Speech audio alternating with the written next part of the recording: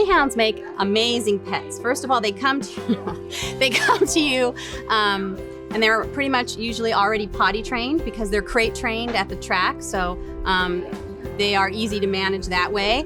And they don't do a lot of things that a lot of other dog breeds do. Like they don't dig that much, they don't bark, they don't do a whole lot of other behavioral issues that you have with other dogs. So you get them, they're pretty much already potty trained, and you just show them where their bed is. Caring for a Greyhound, I personally love about these retired racers.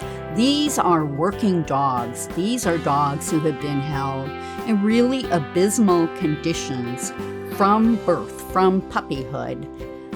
The beautiful part about bringing Blitz home that first day was how he jumped on my sofa and he was so happy to be in a home, and he just stretched his long body the full length of that sofa and took a big sigh and looked at me with this look of such pleasure. It's exceedingly rewarding because you get to see these guys come in not feeling well, not feeling much of anything sometimes, kind of shut down often, and you see them blossom, you see them learn things, you see them actually develop a personality. I mean, they literally sometimes look at you like,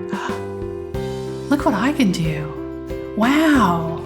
And you literally see a personality develop that they didn't know they had. So our job is to get them acclimated to the world that we are living in, find out about their personalities, get them acclimated to a household situation so they're potty trained and not climbing all over counters, and behaving like good citizens.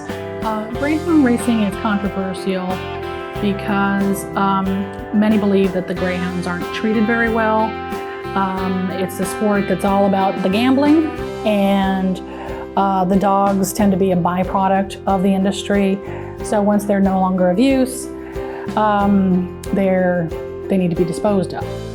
Some people think that it's okay to race them because they may have an agenda with regard to the gambling, or there are groups, rescue groups, that actually feel like they're afraid to speak out because they feel they won't be able to get dogs if they badmouth the industry. I mean, we're not talking about a puppy that's coming into a home. We're talking about a dog who's grown up, been raised, and trained to do this very specific thing. And then beyond that, they pretty much live in a vacuum. They live in a little cage.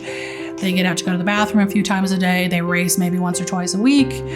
And that's it, pretty much. They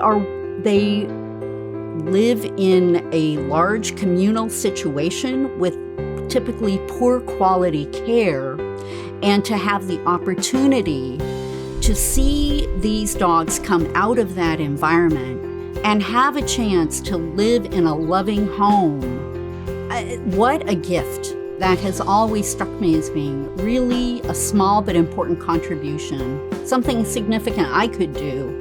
Awareness has creeped into the situation, and a lot of people are now finding out that they aren't well cared for, and some people think, oh, they love to race, so it's okay. All dogs love to run, but that's no reason to keep them in a cage.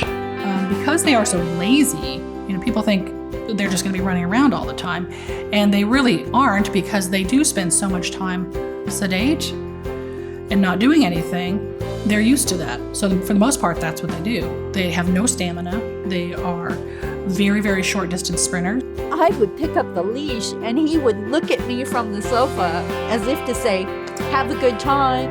Let me know when you're home. I'll be here. Oh, don't wake me if I'm napping.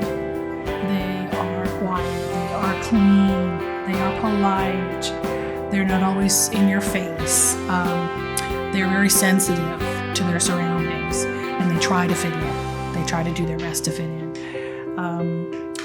And people often think that they're going to be crazy lunatics because of their race dogs. And it's just not the case. Though sometimes they are. The adoption process for these guys entails an application, a home visit. We're looking for yard safety. We're looking for a secure home, a forever home, and someone who understands, maybe has done a little research on the breed and understands their differences. We're, of course, always around for support, any problems, questions. People are welcome to call. But it is nice to know what you're getting into when you adopt a dog. A Labrador or a Retriever, they're like, what do you want me to do? I'll do anything you want. Whereas a Greyhound's just going to stand there and be like, what do you want? So you really have to make sure you use motivation and food and fun, and sometimes let them run for a reward, because any other technique, they're just going to shut down. Genetically, going back to their roots, this is the oldest purebred breed of dog that they found. They were buried with the pharaohs and everything like that. So just from day one, they have been hunters and sprinters, and they love to run. So when you get a dog at the racing industry, when a dog's been to the racing industry, then they've been extra rewarded for running. It's even more deeply ingrained than just their natural genetic desire to do it. As a Greyhound owners, you have to be really responsible about your front door. Because they are trained, front doors are like starting gates to them. So they're trained, these are retired racing dogs, so they've been in the slots to race, and so they will kind of generalize that same sprinting behavior right out your front door if you're not watching what you're doing. So you always want to make sure that you have maybe a system where there's an extra fence. You also do some training with your dog on impulse control, teach them to stay at the front door, teach them to do a wait, but you never leave it to chance with a dog that is capable of going 45 miles an hour. So we never just open the front door and nobody's holding the dog, or you train the dog to go to a spot when the doorbell rings.